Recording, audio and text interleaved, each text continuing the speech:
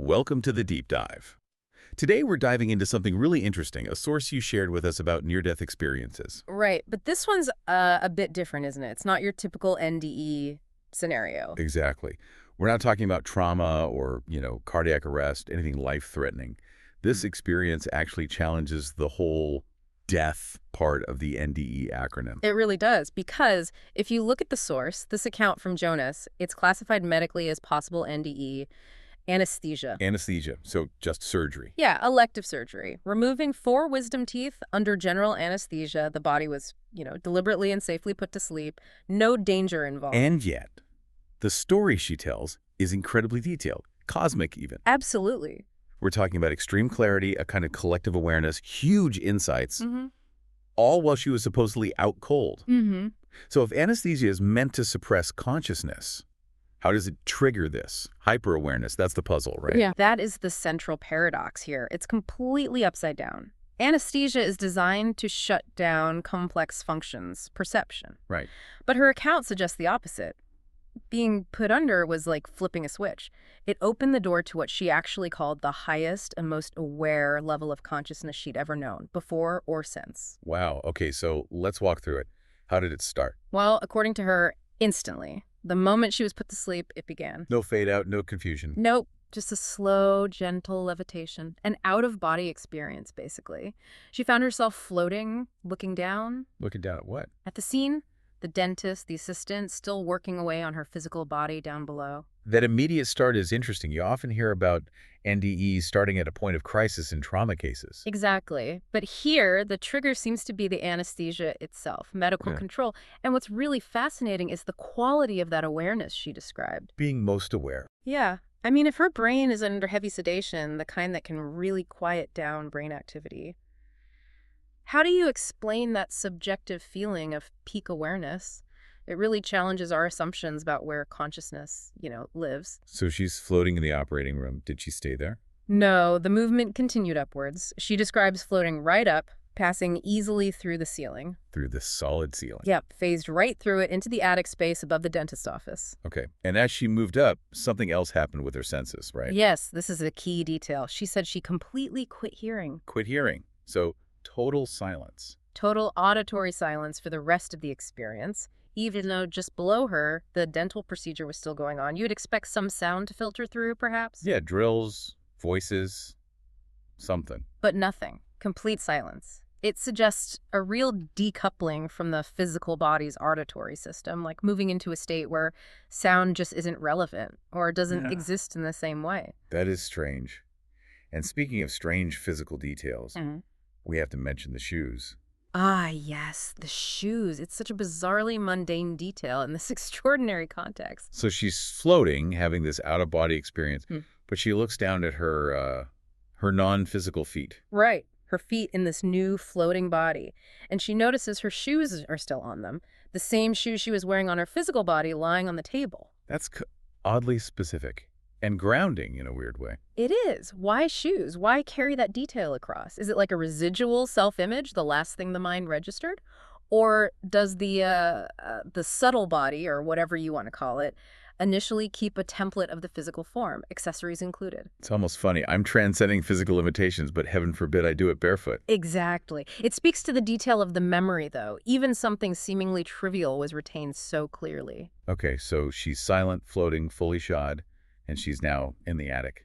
What happens next? This is where it shifts, right? This is where it becomes communal. The upward movement slows down, and she finds herself shifting into this odd position, like sleeping on my tummy, but still floating midair, Suspended in the attic. suspended in the attic, and then she realizes she's not alone. Ah, this is the part. She saw other people.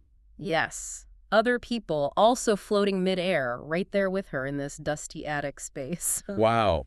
That shared space element is, well, it's pretty unique for these kinds of accounts, isn't it? It really sets this one apart. It's not the solitary journey towards the light you often hear about. It's more like an unexpected waiting room. A waiting room for people under anesthesia. That's exactly how she seemed to understand it, instantly. She said she knew then that they were other patients who had been put to sleep and were out of their body, just like me. She just knew. No conversation. No words exchanged. But she described them all as being fully aware of each other and crucially, collectively aware of what was happening to their physical bodies down below. Like a shared network. Did she know them from, like, the waiting room beforehand? Or were they strangers? The account doesn't say if she recognized their faces or earthly identities, just that she understood their shared status, fellow patients, out of body due to sedation.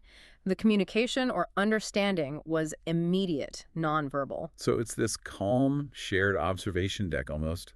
What was the feeling, the emotional tone in this attic gathering? Overwhelmingly calm. She used the phrase full of calmness to describe the state. But there was also confusion Confusion about what? about being awake. She knew she'd just been put under, yet she felt, and these are her words, entirely more awake than I ever had been. That paradox again. Physical sleep, mental peak awareness. Exactly. The only fear she mentioned was a brief practical one, worrying she might float too high and bump into the ceiling. Hey, still worried about hitting your head, even when you're non-corporeal. Right, but that immediate knowing, that recognition of the others without words, that really points to a different kind of understanding, doesn't it? Beyond our usual senses. Yeah, it suggests maybe there's this state accessible through something like anesthesia that's universal, independent of your beliefs or background. That's what it implies, a shared space, triggered by a specific physical condition. Okay, so from that shared attic space, things get even more profound cognitively. Right, this is where time starts to bend. Exactly.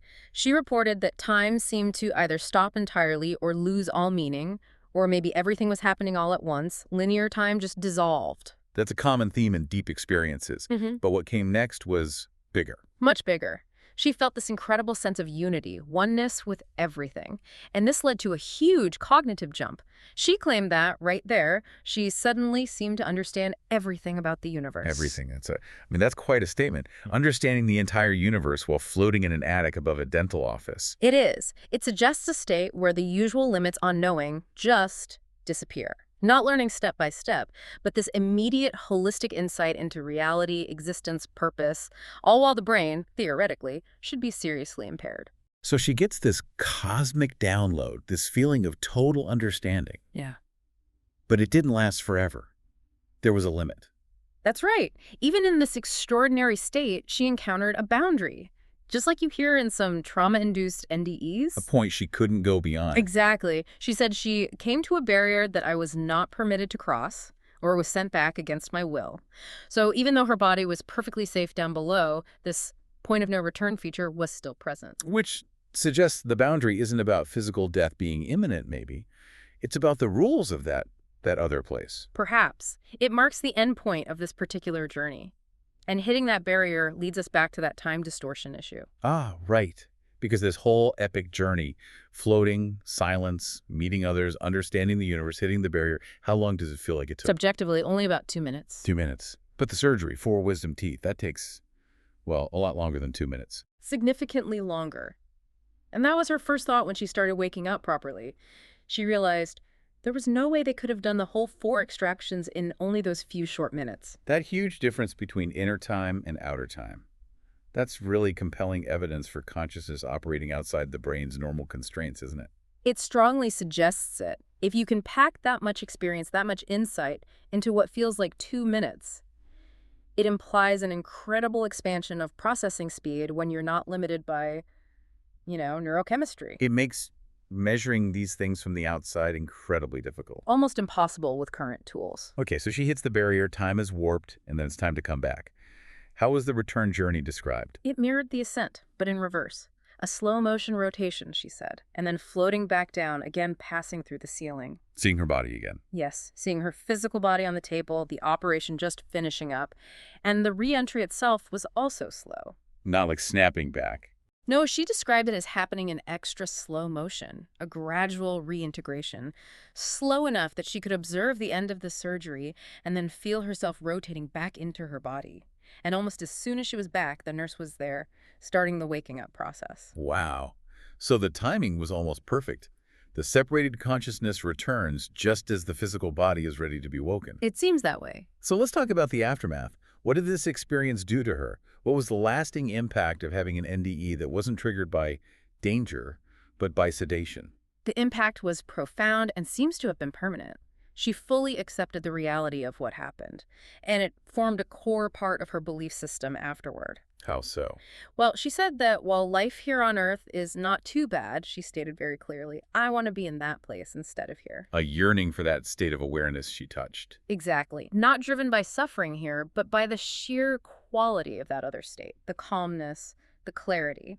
She now believes that when she eventually dies, she'll be closer to returning to that place. That's powerful. And what about the shared aspect? Was that significant for her long term? Hugely significant. Perhaps the most meaningful part for her was the universal implication. She said, I now know there is this place where all people can be out of their bodies, and it can be the same place for everybody who are out of their bodies. So the confirmation of a shared realm, based on seeing those other floating patients in the attic. Yes, that sense that it wasn't just a private hallucination, but a real place accessible to others in the same condition. And it's also interesting that she mentioned the experience contained things that both fit and didn't fit with her beliefs at the time. Right, that suggests it wasn't just her subconscious playing out expectations. It implies that new information, things outside her existing worldview, came into her awareness during the experience. It wasn't just confirmation bias. Doesn't sound like it. It challenged her existing framework. So wrapping this specific account up, it gives us a lot to chew on.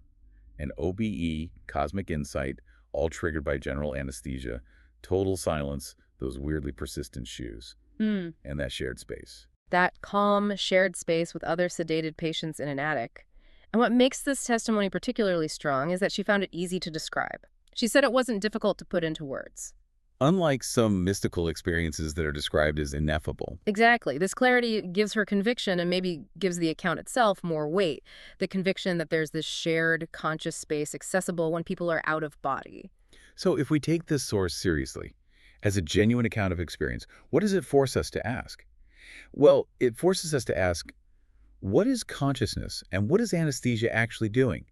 If the physical body can be fully sedated, medically dormant, yet the subjective experience is one of hyper-awareness and connection, it turns the whole idea of anesthesia on its head. Maybe it's not just an off switch for the mind. Maybe it's more like a channel changer. Maybe certain chemicals don't extinguish consciousness, but redirect it. Yeah. Temporarily unlock access to this other state, this shared realm. Could the brain be more like a receiver then? And anesthesia just temporarily dampens the receiver, allowing the signal of consciousness to be perceived differently or directly. That's one way to think about it. And if that's even remotely possible, it makes you wonder, what other common medical states or even everyday situations might be inadvertently opening doors to these kinds of profound shifts in awareness? That's something for you, the listener, to really contemplate. Thank you for listening to Borrowed Time NDE Podcasts. If you enjoyed this episode, don't forget to like, subscribe, and turn on the notification bell so you'll never miss a moment of inspiration. Until next time, wishing you an extraordinary and truly wonderful time on your journey through life.